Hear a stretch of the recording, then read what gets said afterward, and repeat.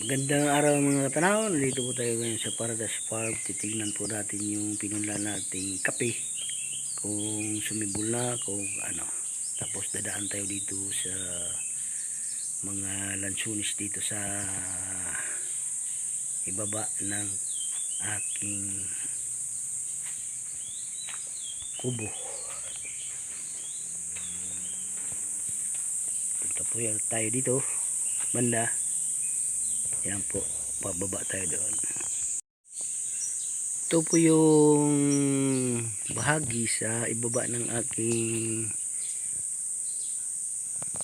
bahay na pinigay ni Sir.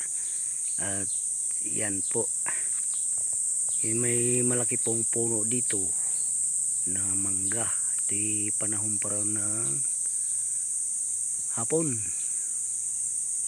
Yung manggang yan, kung ilang taon na mula yung hapon na nandito sa atin, ito po yung edad niya. Yan, punta po tayo doon, titingnan po natin yung mga lansunis diyan na tanim namin bago. Ito po yung aming lansunis na tinanim dito. Yan, mga lansunis po yan.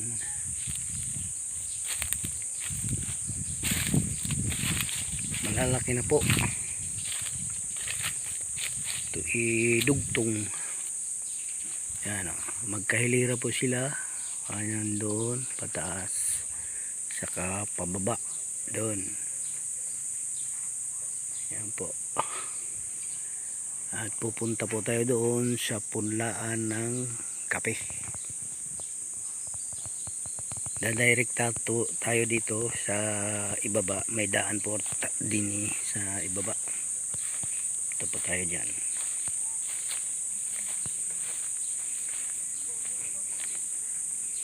Yan po, lansunis po ito.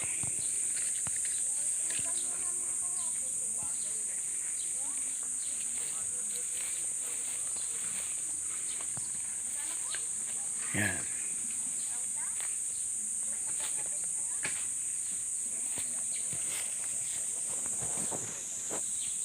Dito po tayo dadaan. Nasira kasi ito ng bagyo na dalagsakan ng mangga. Tingnan po natin yung mga nakapunla rito na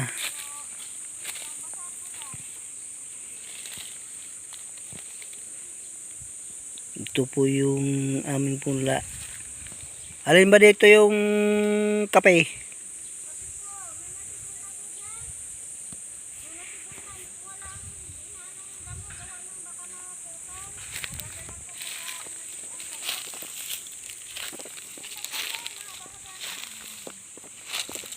Itong sa tabing ano, ito yung linisin.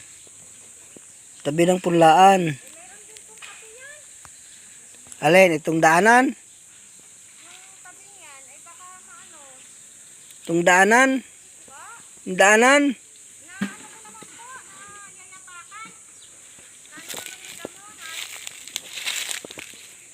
Madamo na eh. Madamo.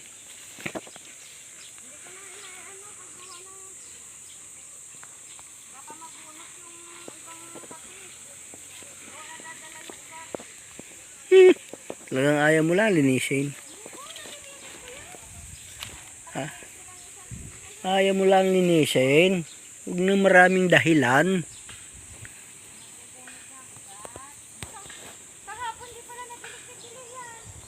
Nandito po yung naglagay sila ng lamisa rito, yung mga trabahador ni Balong.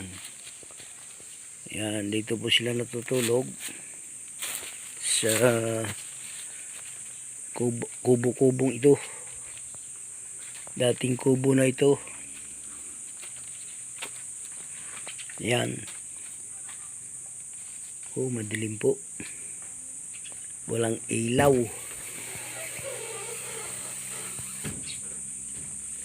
Yan mga katanaw, yung kanilang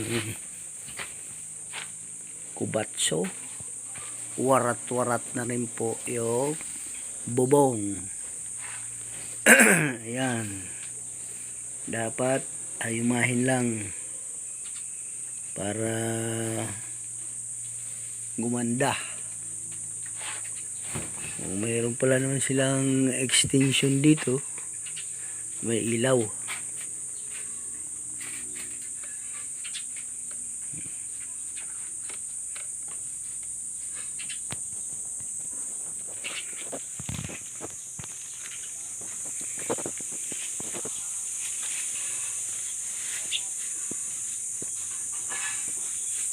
Ito po yung aming nursery. Ito yung mga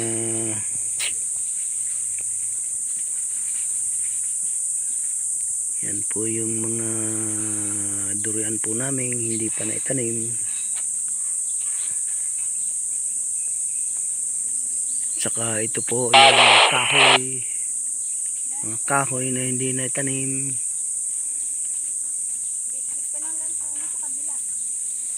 Yan po si Emily.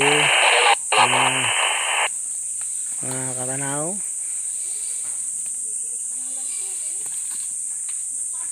Didilig daw siya ng lansones. Saan ba yung ating Arabica pang buhay na? Ano po? Arabica? Ito? Dami ba yan? May ilang piraso kaya yan?